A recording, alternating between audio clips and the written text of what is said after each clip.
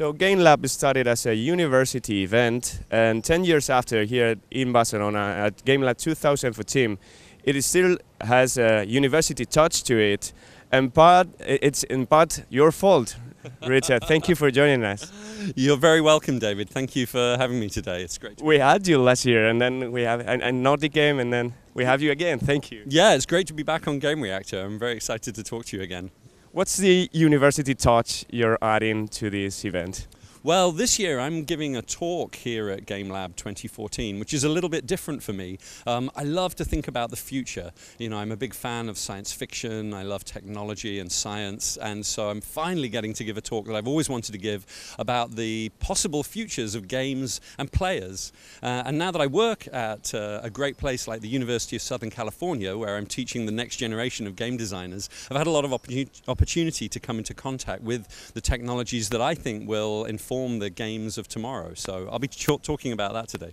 Yeah, it's a video. This is right before your final. But what you can maybe give us some heads up on what are you sharing with the young developers, or what's the main advice you're giving them? Yeah, well, I mean, of course, I think everyone's very excited right now about the promise of virtual reality and all of that holds. We've been dreaming of that as game designers for a long time, and it seems like it's finally arrived. So I'll be talking a bit about that and the experiments that I've seen done with it. I'll be talking about augmented reality, where we overlay computer graphics onto the world to do amazing things, and I think that's going to be a very important part of games, commerce, and business in the future. And then I'll be talking about a host of other things to do with the increasing role that I see for gamers as performers. Whether that's through Let's Play videos or a new kind of games that take place here in the physical world and maybe have some relationship to theatre. This is all stuff I'm really excited about, so I'm going to be pleased to talk about it later today.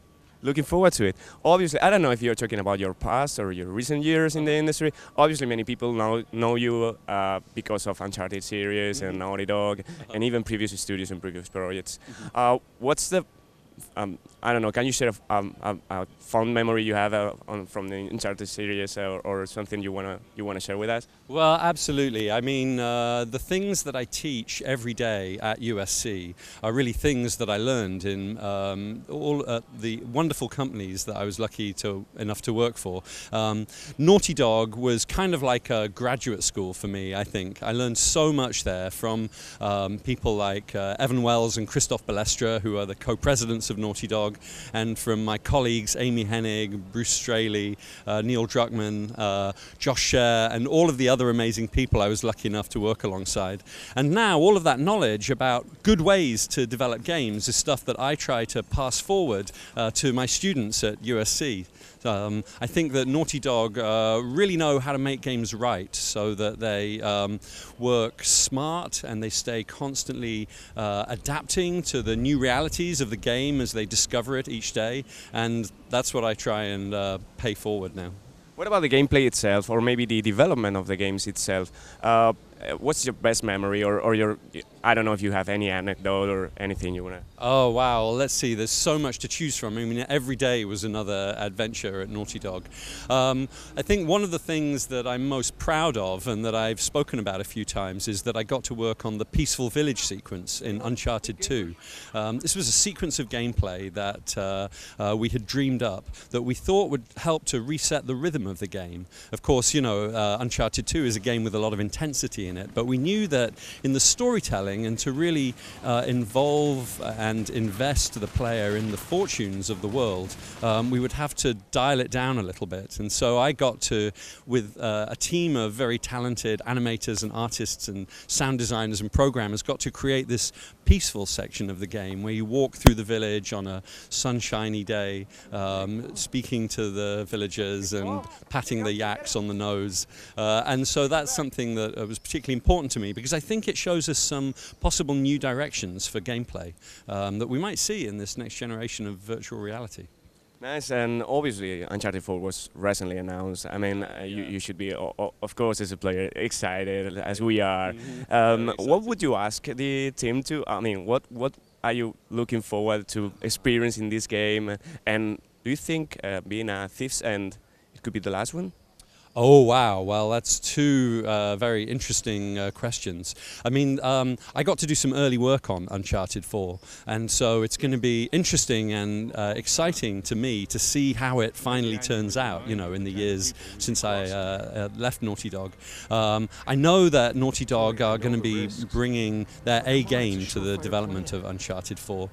You know, with every game that we made when I was at Naughty Dog, we learned a lot more, and I feel that in the creation of Last of Us, in Naughty Dog's latest game, an amazing game. I think that you know, we were the team at Naughty Dog is building on the skills that they'd acquired to that point with all of these other great games they've made, and did some cool new things, both in terms of gameplay. I really like the crafting system in Last of Us. I think that worked really well, and they sort of went with that style of experiential gameplay that we began to experiment with in the Uncharted series, and used those techniques of sort of just ambient exploration, discovery and storytelling in the environments to really good effect. So I hope to see lots more of that kind of stuff in Uncharted 4. As to Uncharted 4 being the last one in the series, well, gosh, that's a big question. I'd be sad if it was. Naughty Dog have always said that they'll keep making the Uncharted games as long as people want them, and I know there's a lot of excitement about Uncharted, so fingers crossed we'll be seeing that series being long running. Getting back to your current position, how does it feel to get from super triple A games and big teams and to indie ideas, experiments and university, you know, atmosphere and... Yeah. Well, I mean, one thing that I've said about going to work at USC is that it's actually a lot like every job that I've had in the game industry. Every day I get up and go into work, and I get to work with talented young game designers, and we talk about their games and how they could be made better. And that's really what I did at Naughty Dog and what I now do at USC. But I do feel really passionately about the world of indie games and of art games. I've been involved with Indiecade, which is the International Festival of Independent Games, for a few years now, and I really love that world. And as a university professor, I now get to spend a bit more time talking about that kind of new emerging experiences that gamers can now have, you know, alongside all of the great action and adventure that we love from console games. So yeah, it's great. It's a good position to be in. Anything else you want to share on future and predictions? Let's see. Well, I think that the writing in games is going to continue to improve year on year, and I think that's going to continue to connect games to other art forms like theatre, like literature, maybe poetry and dance. Even I think, you know, architecture and the study of nature are all going to continue to inform games, and we're going to see more and more maturity in the world of games in the coming years. So I'm very excited about the future of games. I think it's very bright for all of us. That sounds awesome. Thank you very much for your time. Great. Thank you, David. It's great to talk to Gamereactor again.